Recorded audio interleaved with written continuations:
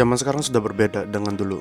Generasi sekarang jauh lebih terekspos dengan internet, bahkan sampai ke generasi yang lebih muda daripada kita. Tapi yang seringkali menjadi pertanyaan, kenapa di negara kita Indonesia, banyak orang yang masih tidak bisa menggunakan internet dengan baik. Contohnya TikTok. Lebih dari 50% populasi Indonesia adalah pengguna TikTok. Mungkin teman-teman juga sudah sering kali mendengar berbagai permasalahan tentang bagaimana generasi kita menggunakan platform ini, terutama dalam hal berkarya. Dan saya ingin membahas lebih dalam, khususnya tentang anak-anak di bawah umur dan orang-orang yang menjadikan platform ini sebagai tempat untuk memamerkan tubuh mereka.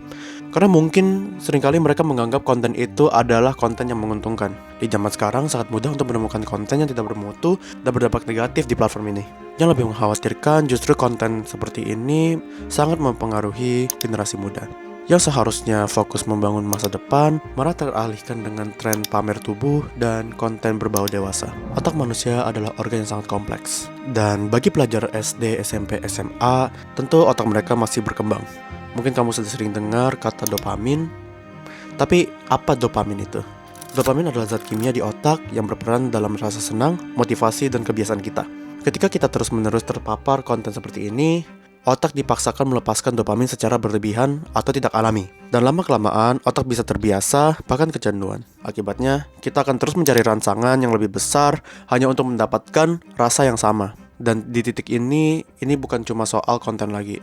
Ini bisa berkembang menjadi ketergantungan yang berdampak kepada kesehatan mental, cara berpikir, bahkan perilaku seseorang. Jadi balik lagi ke awal teman-teman, bayangkan apa yang terjadi pada cara kerja otak mereka, terutama anak-anak di bawah umur yang sejak usia sangat muda sudah terekspos konten seperti ini. Jadi ini bukan tentang tren lagi teman-teman. Ini bukan content creation. Ini sesuatu yang bisa berdampak serius pada kehidupan seseorang. Berapa banyak orang di luar sana yang hidupnya berubah karena hal seperti ini. Karena jikalau kita bicara tentang content creation, kata creation itu sendiri artinya berkarya. Dan sebuah karya seharusnya memiliki value. Mungkin ada yang bilang, itu kan tubuh mereka, jadi itu pilihan mereka. Atau ini cuma kesenangan, mumpung masih muda. Tapi sekarang coba pikir dalam jangka panjang. Konten yang hanya mengandalkan penampilan fisik, lekukan tubuh, kulit mulus, atau tren sesaat akan selalu tergantikan oleh yang baru seiring berjalannya waktu. Lalu setelah itu, apa yang tersisa? Jadi internet seharusnya digunakan dengan sebaik-baiknya.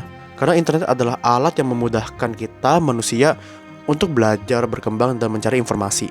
Bukan sekedar tempat untuk menampilkan hal-hal yang tidak bernilai. Karena dampaknya bisa sangat serius teman-teman, terutama generasi muda. Jangan sampai hal-hal seperti ini menjadi panutan mereka, menggantikan edukasi dan kemampuan berpikir kritis. Ingat, ini bukan hanya tentang penggunaan internet. Ini tentang masa depan generasi muda, yang suatu hari nanti akan memimpin bangsa ini.